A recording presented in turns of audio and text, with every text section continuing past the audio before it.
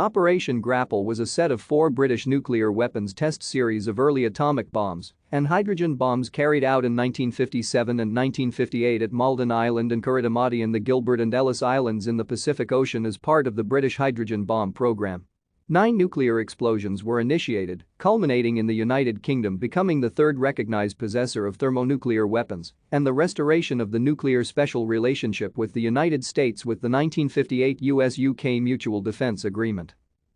During the Second World War, Britain had a nuclear weapons project, codenamed Tube Alloys, which was merged with the American Manhattan Project in August 1943.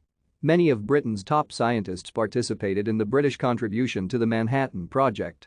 After the war, fearing that Britain would lose its great power status, the British government resumed the atomic bomb development effort, now codenamed High Explosive Research.